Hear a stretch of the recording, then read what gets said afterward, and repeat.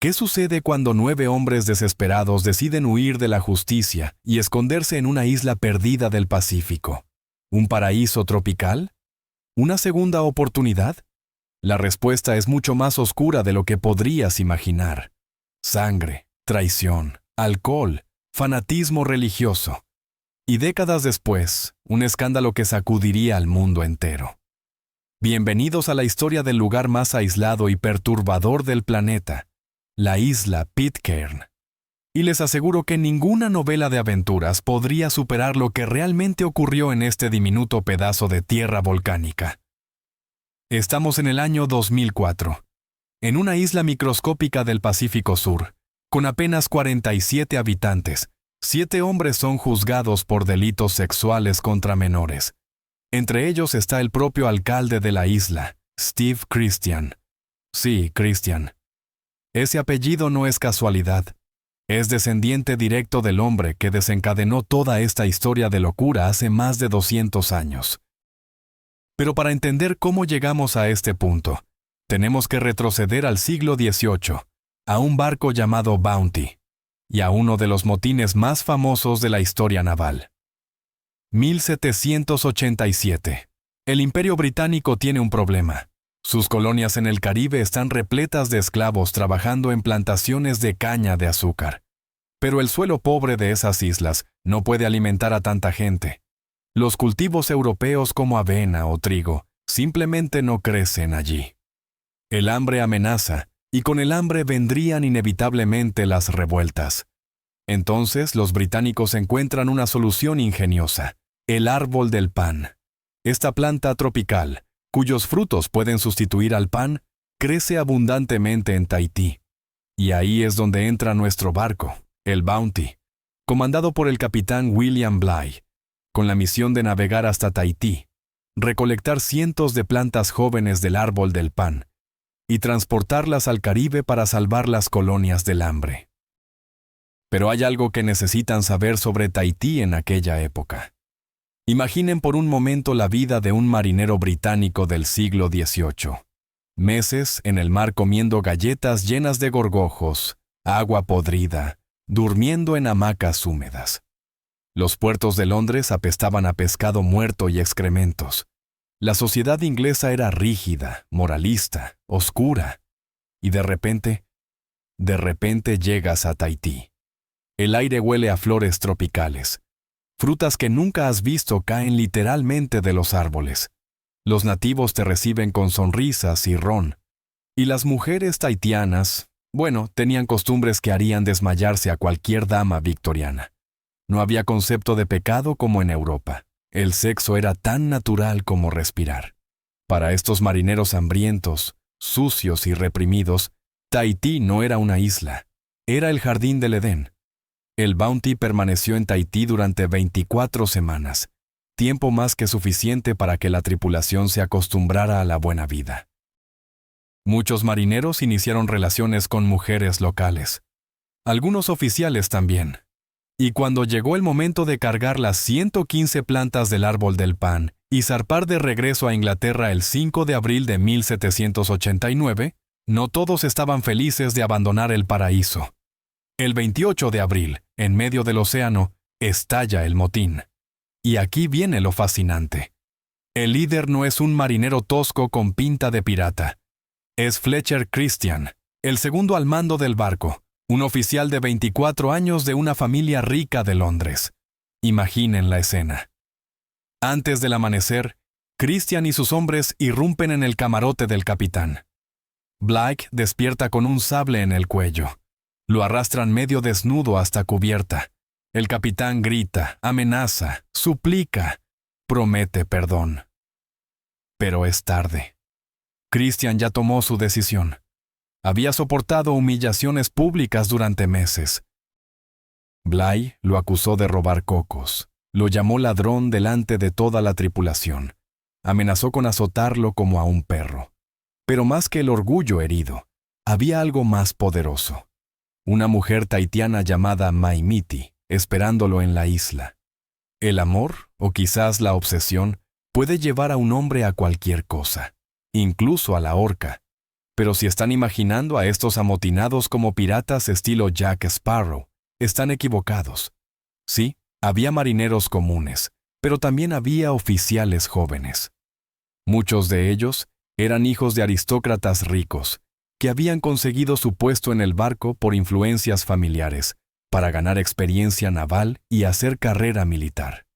Pero incluso estos niños, bien se habían enamorado de la vida en Tahití. Muchos convivían con mujeres locales, algunos con más de una. Sin estos oficiales, el motín habría fracasado, porque los simples marineros no sabían usar mapas ni instrumentos de navegación.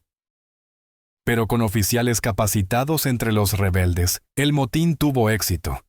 Los amotinados pusieron al capitán Bligh, a los oficiales leales y parte de la tripulación en un bote salvavidas y los abandonaron en medio del océano.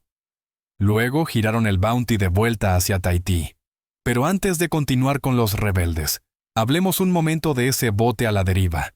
Estaba a 56 kilómetros de la isla más cercana, Tofua. Bligh intentó desembarcar allí para conseguir agua y provisiones, pero los nativos eran extremadamente hostiles. En el enfrentamiento murió un miembro de la tripulación. Bligh y los demás lograron escapar por poco. Y entonces, este hombre realizó una de las hazañas de navegación más impresionantes de la historia. Durante 48 días, guió a 18 hombres en un bote abierto a través de 6.000 kilómetros de océano. Solo perdió a un hombre en todo el viaje. Eventualmente fueron rescatados y regresaron a Inglaterra, donde Bligh informó del motín. Inglaterra enviaría más tarde un barco de guerra, el Pandora, para capturar a los amotinados. Mientras tanto, los rebeldes del Bounty habían regresado a Tahití. Pero una vez allí, la realidad los golpeó duramente. Habían actuado impulsivamente. Pronto llegaría una expedición punitiva británica, y acabarían colgados de las vergas como correspondía a los amotinados de esa época. Se produjo un conflicto interno, y el grupo se dividió. Un grupo, liderado por el guardiamarina Peter Heywood, decidió quedarse en Tahití. El otro grupo, encabezado por Fletcher Christian, el cerebro detrás de todo este lío, decidió huir a otro lugar para escapar de la justicia británica. Y efectivamente, el 23 de marzo de 1791, el Pandora llegó a Tahití y arrestó a los 14 hombres que se habían quedado allí. Los llevaron a Inglaterra para ser juzgados. 4 fueron absueltos, el resto condenados a la horca, aunque el rey indultó a 2 en el último momento. Entre los perdonados estaba Peter Heywood. Sus parientes ricos e influyentes intercedieron por él. Más tarde incluso llegaría a ser capitán y escribiría uno de los diccionarios más completos del idioma tahitiano. Pero el barco Bounty nunca fue encontrado. Los tahitianos dijeron que antes de partir, Christian y su grupo habían cargado vacas, gallinas, cerdos, cabras, gatos y plantas útiles. A bordo quedaban 9 miembros de la tripulación, 6 hombres tahitianos con un estatus apenas diferente al de esclavos, y 11 mujeres tahitianas. Ahora viene la parte más oscura de nuestra historia. Fletcher Christian sabía que necesitaba encontrar un lugar tan remoto que nadie pudiera localizarlos jamás. Y lo encontró. Una diminuta isla volcánica llamada Pitcairn, de apenas 5 kilómetros cuadrados, cubierta de acantilados escarpados y selva tropical densa. Lo mejor de todo, en los mapas británicos, la posición de Pitcairn estaba marcada incorrectamente por más de 3 kilómetros. Era el escondite perfecto.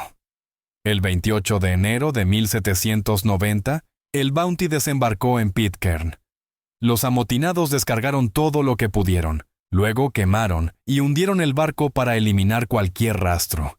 Al principio todo parecía ir bien.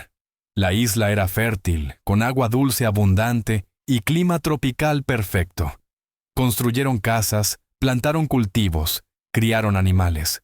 Pero pronto surgieron tensiones terribles. Los 9 británicos trataban a los 6 tahitianos como esclavos. Las 11 mujeres tenían que ser compartidas entre 15 hombres. La jerarquía era brutal. Los británicos se quedaban con las mujeres, dejando a los tahitianos sin pareja. El resentimiento crecía día a día. Y entonces, en septiembre de 1793, apenas 3 años después de llegar, estalló el infierno. Imaginen la escena. El sol tropical cae sobre la isla. Fletcher Christian está en el campo, trabajando con las plantas. No escucha pasos a sus espaldas. Un disparo le atraviesa la columna vertebral. Cae de bruces, muere en segundos. Los hombres tahitianos, hartos de 3 años de humillaciones y esclavitud, habían decidido que era hora de cobrar venganza. En un solo día, 5 de los 9 británicos cayeron asesinados. Disparos, cuchillos, hachas.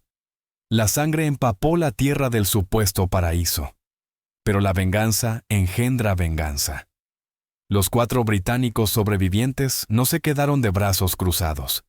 Y aquí viene un giro macabro. Las mujeres tahitianas, en lugar de apoyar a sus compatriotas, ayudaron a los británicos. ¿Por qué? Porque algunos de esos hombres tahitianos también las habían maltratado. Porque querían proteger a sus hijos, nacidos de los británicos. Porque en ese pequeño infierno tropical no había buenos ni malos, solo supervivientes desesperados. Uno tras otro, los 6 rebeldes tahitianos fueron cazados como animales. Para 1794, solo quedaban 4 británicos vivos. De 25 personas que llegaron a la isla, apenas 9 seguían respirando. Pero las muertes no cesaron. Otro cayó borracho por un acantilado. Otro fue asesinado por su propio compañero en una pelea por una mujer. Para 1800, solo quedaban 2 hombres británicos, Edward Young y John Adams. Young, asmático crónico, murió en 1801. Y así John Adams se convirtió en el último hombre de Pitcairn, el único varón adulto en una isla de viudas y huérfanos. Y entonces Adams se derrumbó. Cayó en una depresión tan profunda que el alcohol fue su único refugio. Los sobrevivientes habían construido un alambique y destilaban un licor brutal que los mantenía en un estupor perpetuo. Adams bebía desde que amanecía hasta que perdía el sentido. Días enteros perdidos en la borrachera. Las mujeres mantenían la isla funcionando mientras él se ahogaba en su propia culpa. Había participado en los asesinatos. Había visto morir a todos. La sangre de 15 personas gritaba en su conciencia. Y una noche, durante un episodio especialmente salvaje de delirium tremens, Adams vio algo. Luces, figuras, ángeles, demonios, no sabemos. Tuvo alucinaciones tan vívidas que creyó estar hablando con Dios. Al amanecer siguiente, con las manos todavía temblando, Adams salió de su choza, destruyó el alambique a martillazos y reunió a las mujeres y niños. «Se acabó», les dijo. «Desde hoy viviremos según las sagradas escrituras. Dios me ha dado una segunda oportunidad, y no la desperdiciaré». ¿Fue una conversión genuina o la última jugada de supervivencia de un hombre roto? No lo sabremos nunca. Pero funcionó. Las mujeres habían traído con ellas la sabiduría de Tahití. Utensilios de cocina, técnicas de cultivo, conocimientos ancestrales. Mientras los hombres se mataban entre sí por poder y alcohol, ellas plantaban taro, cultivaban ñame, criaban cerdos y gallinas. Construyeron hornos de piedra polinesios donde cocían los alimentos. La comida consistía principalmente en ñame, taro, plátanos y cocos, ocasionalmente complementada con cerdo, pollo o cabra. Cosieron la primera ropa de las velas desgarradas del Bounty. Luego tejieron tapa, esa fibra milagrosa extraída de la corteza del árbol de morera. Curaban heridas con plantas que solo ellas conocían. Eran 11 mujeres que habían visto morir a 15 hombres en 5 años. 11 madres criando a una generación de niños que nunca conocerían otro mundo. Algunas habían perdido a sus maridos en la masacre. Otras habían visto a sus propios compatriotas tahitianos ser cazados y ejecutados. Y aún así, siguieron adelante. Porque si ellas se rendían, todos morirían. Fueron ellas, no Adams, quienes realmente salvaron Pitcairn del colapso total. Durante todos estos años, los habitantes de la isla vivieron en total aislamiento. Según una de las mujeres, alrededor de 1797, cuando aún quedaban varios hombres vivos, se avistó un barco cerca de Pitcairn. Algún tiempo después, apareció un segundo barco, y varios marineros bajaron a tierra a recolectar cocos. En ese momento, los isleños se escondieron en la selva, y los marineros nunca descubrieron que la isla estaba habitada. Los siguientes 10 años pasaron relativamente tranquilos. Adams, que repentinamente se había vuelto fanáticamente religioso, intentó construir una sociedad cristiana ideal en la isla. Leía sermones a las mujeres, vigilaba la moralidad y procreaba hijos. De hecho, la mayoría de los habitantes actuales de la isla son sus descendientes directos. El 6 de febrero de 1808, el barco ballenero estadounidense Topaz ancló cerca de Pitcairn y descubrió que estaba habitada. El capitán Matthew Folger incluso envió informes sobre esto a Inglaterra, pero aparentemente a nadie le interesó mucho en ese momento. El país estaba ocupado con las guerras napoleónicas, y una pequeña isla tropical en medio de la nada no era una prioridad. Pasaron varios años más hasta el 17 de septiembre de 1814, cuando dos barcos británicos, el Briton y el Tagus, que estaban cazando un barco de guerra estadounidense llamado Essex, redescubrieron la isla y sus habitantes. Al desembarcar, los marineros vieron una escena extraña. Realmente parecía algo así como una sociedad cristiana ideal. Más tarde compararían esta isla con un paraíso perdido. Estos marineros llevaron noticias de la isla a Inglaterra, donde generó un interés vivo e intenso. Y aquí hay que entender algo crucial sobre la Inglaterra del siglo XIX. Era una época de crisis moral. Los viejos valores se debilitaban. La industrialización creaba ciudades sucias y violentas. La gente sentía que el mundo se corrompía. Entonces aparece esta historia. Una isla perdida donde un grupo de pecadores había construido una sociedad cristiana perfecta. Un ex-asesino convertido en patriarca devoto. Niños que crecían sin conocer el alcohol, la prostitución o el crimen. Era demasiado perfecto para ignorarlo. Los británicos necesitaban creer que la redención era posible, y Pitcairn se convirtió en su prueba viviente. Así terminaron 25 años de aislamiento. Los barcos empezaron a llegar regularmente. Capitanes que navegaban entre India, Australia y América del Sur se desviaban solo para ver el legendario paraíso moral. Traían regalos, herramientas, telas, naranjos, libros. La isla prosperó. Las chozas se convirtieron en casas de piedra. La población creció hasta superar las 200 personas. Y todos, absolutamente todos, eran descendientes de aquellos 9 amotinados y sus 11 compañeras tahitianas. El 5 de marzo de 1829, John Adams murió a los 65 años. 66 personas vivían entonces en la isla.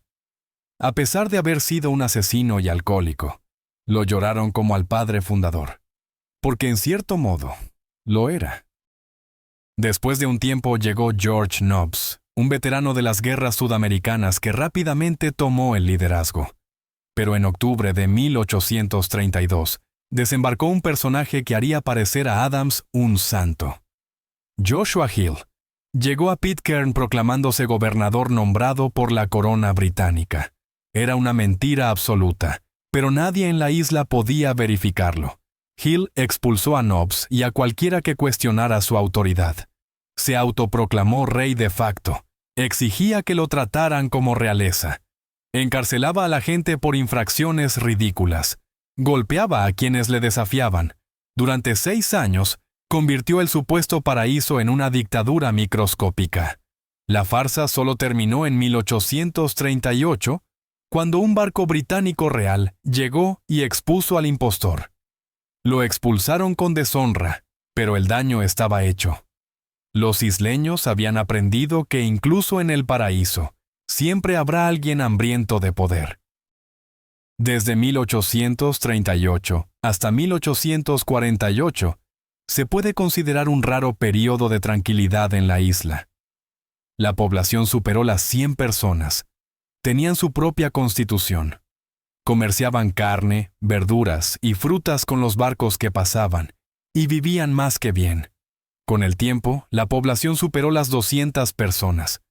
Prácticamente no había forasteros.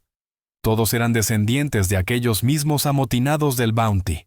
Es más, en 1882 se aprobó una ley que prohibía a los extranjeros establecerse en la isla.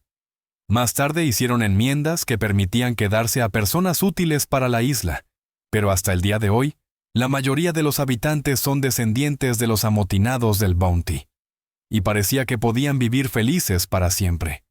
Pero en 1886 ocurrió otro giro en la vida de la isla. Llegó un predicador llamado John Tay, que pertenecía a la Iglesia Adventista del Séptimo Día. Y como probablemente ya habrán adivinado, los isleños cambiaron de religión. Dejaron de comer cerdo, cambiaron los rituales religiosos y se convirtieron a la Iglesia Adventista del Séptimo Día. Al parecer, el predicador John Tay mintió a los lugareños diciéndoles que en Inglaterra todos ya habían adoptado el adventismo y que como buenos ciudadanos, ahora también necesitaban unirse a la iglesia que el rey y la reina habían aceptado. Por cierto, el adventismo sigue siendo la religión principal en la isla hasta hoy. En ese momento, la isla aún conservaba la reputación de ser un rincón aislado de moralidad. Este aislamiento terminó solo en 1914, con la apertura del Canal de Panamá.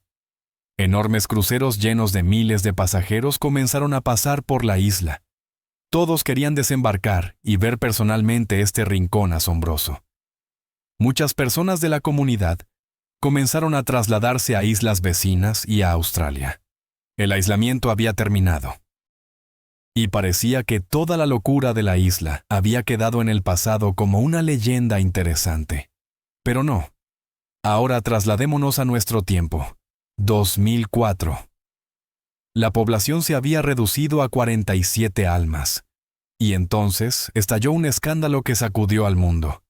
7 hombres de la isla, casi una sexta parte de la población adulta, fueron acusados y condenados por abusos sexuales contra menores. El alcalde, Steve Christian, descendiente directo de Fletcher Christian, fue uno de ellos. En 2010, el siguiente alcalde también cayó por las mismas acusaciones. 8 hombres de 47, el porcentaje más alto de delincuentes sexuales de cualquier comunidad en el planeta. ¿Cómo llegó a esto el supuesto paraíso moral? Algunos expertos sugieren que 200 años de aislamiento extremo, endogamia y la cultura del secreto crearon un ambiente donde el abuso se normalizó. Otros señalan que desde el principio, esta comunidad se fundó en la violencia y el control. Los 9 británicos originales trataron a las mujeres tahitianas como propiedad. Los hijos crecieron viendo esa dinámica de poder. Generación tras generación, en una isla donde no había ley externa, donde todos eran familia, donde los secretos no podían salir porque simplemente no había nadie más. La maldición de Pitcairn no fue geográfica, fue moral. Desde el día en que el Bounty ancló en esa playa en 1790, la isla estuvo condenada. Porque puedes huir de la justicia británica, puedes esconderte en el rincón más remoto del Pacífico, pero no puedes huir de ti mismo. No puedes esconderte de lo que llevas dentro.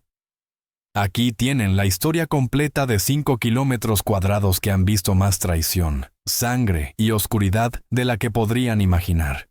Un lugar que los marineros del siglo XIX llamaron paraíso perdido.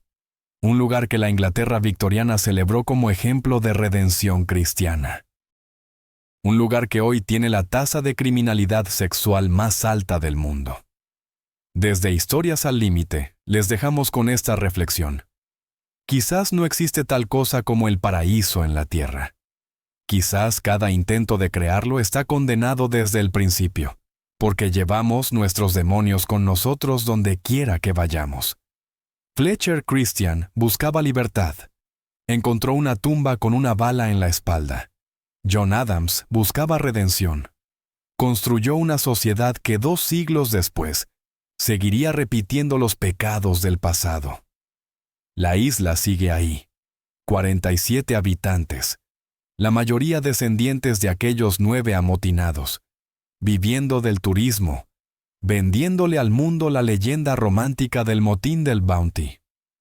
Pero ahora ustedes conocen la verdad. El paraíso siempre fue una ilusión, y algunos secretos, por más que los entierres en el rincón más remoto del planeta, siempre encuentran la manera de salir a la luz.